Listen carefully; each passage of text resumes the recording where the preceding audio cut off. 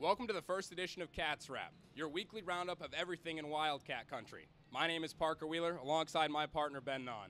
There's a lot of action that went down in the last couple of weeks here in Durham, New Hampshire.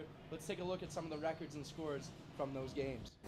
Let's take a look at the volleyball record. They had a tournament at home in the Holly Young Invitational. Right now it's 6-5, coming off of 3 losses during that Invitational.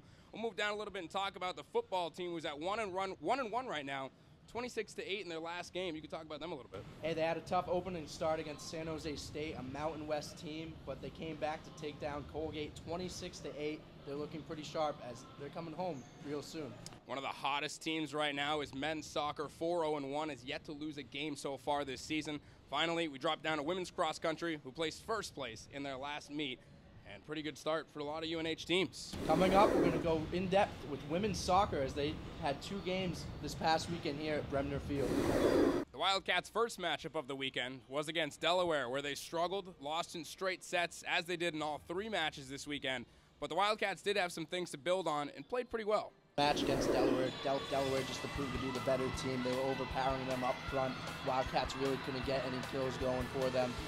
But moving towards the Michigan State game, they were in that first set right away that I remember, and they looked pretty strong. They were literally 2 points away from taking care of that first set. That would have been huge for them. A 25-23 victory for Michigan State in that first set. As you said, the Wildcats were hanging tough, right in there with them. Unfortunately, the overpowering Michigan State team up at the net just completely took over the game and really took over against the Wildcats. They had the height, they had the strength up front. Michigan State as a Big Ten team just took down the Wildcats, but the Wildcats fought hard in that first set. They should be happy about that. Finally, in the last game, the Wildcats faced off against the BC Eagles. A good rivalry for BC and UNH.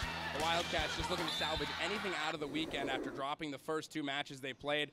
Again, came out strong against the Eagles, looked like they had a good chance to make something happen, and in the end, they fell in straight sets once again, all 3 of their matches. Tori Forrest, she was leading the way with kills in that one. Same with Abby Brinkman coming up clutch. Madison Lightfoot had a great tournament, but she really displayed herself against BC.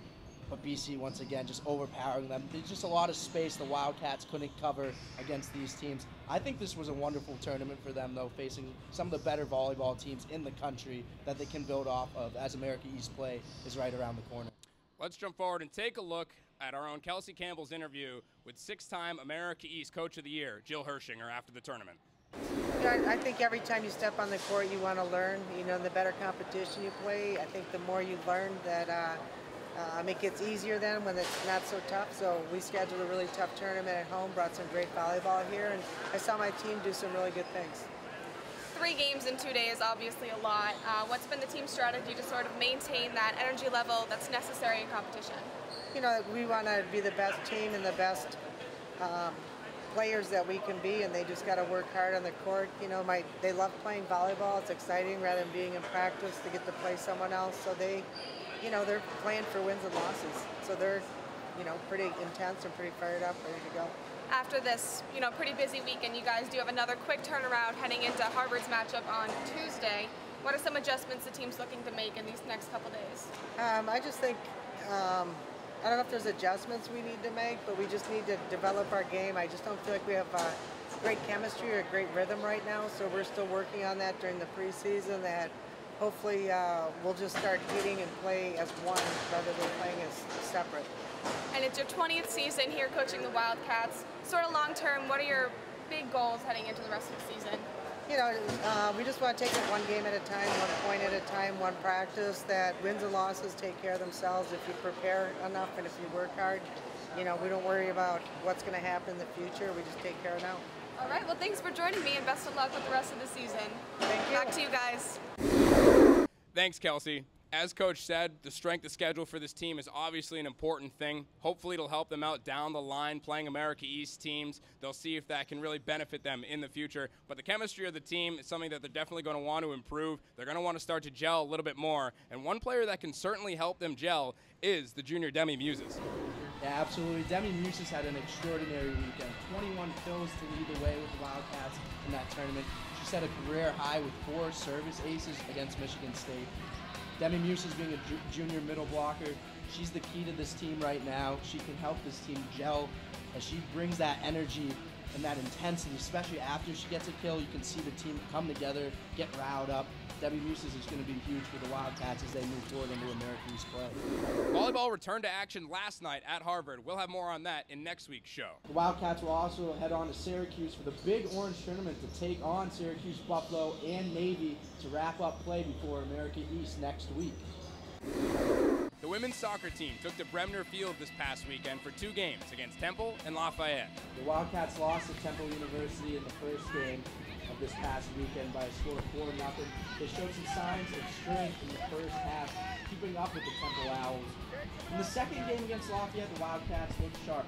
They got a great goal by Gabrielle Sloan in the first half, coming off a great free kick by Jackie Farraco, eventually falling in overtime to Lafayette. We sent it down to our own Becca Walsh for an interview with Coach Steve Wellham after the game. Again, some learning lessons and lessons we learned here, and we felt that we had a lot of play in the second half, and we really went forward against Lafayette in the second half. And I think the positive there is that we never gave up, and we were going forward. We were going for that game-winning goal, which was the biggest piece. And I mean, the big thing too is taking away from how this feels, how do we respond to a situation like this, and how do we bounce back. So obviously it's better now than it would happen in conference or something like that. So the biggest thing is that we get back at it again on Tuesday, and we'll be training hard for 2 very good teams coming up in Harvard and Northeastern. Thanks, Becca. Let's take a look at what's on tap for the Wildcats. Yeah, Parker, the Wildcats will head to Harvard this Friday and then come back home for 2 games against Northeastern in Binghamton. On September 5th, the Wildcats cross-country teams had their first meet of the season and their only meet at home. The top female runner for New Hampshire was Amber Short, who finished in 5th, while the Wildcats team finished in 2nd place behind Providence. Top male runner for New Hampshire, Brandon McCarthy, placing 7th. The men's team would also finish in 2nd of the 3 teams in the meet, while Providence walked away with a victory in both the men's and women's races. The upcoming meets for the Wildcats, the 18th at Maine at 3 p.m., and also the Boston Coast to Coast meet at Franklin Park in Boston, Massachusetts on the 25th at 3 p.m. The field hockey team finally made it home for their home opener against Northeastern. After coming off of back-to-back losses, the Wildcats looked to regain some steam as they took on the Huskies. The Wildcats and the Huskies were scoreless throughout most of the game. Freshman Katie Ardino broke the tie with a goal in the 61st minute, while Melissa Rise stopped every shot that she faced to help lead the Wildcats past the Huskies 1-0.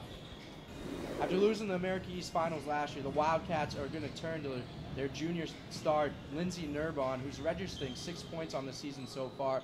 They have a lot of talent. They just got to put together some wins, Parker. Absolutely. They're almost there. They showed it last year. They can get to that spot. Looking to get back there again. But first, let's take a look at some of the upcoming games for the Wildcats.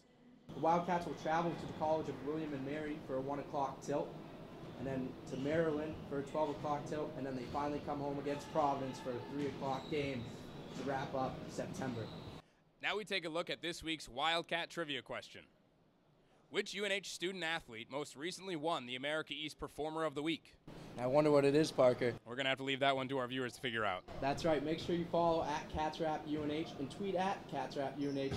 The first person to answer correctly will be mentioned on the next show. Make sure you tune in next week for the next episode of Cats Rap, where we bring you even more coverage of your favorite UNH sports. For Ben Nahn and the entire production crew, my name is Parker Wheeler. Thank you all for tuning in this week, and don't forget to tune in next week. Have a great one, Wildcats.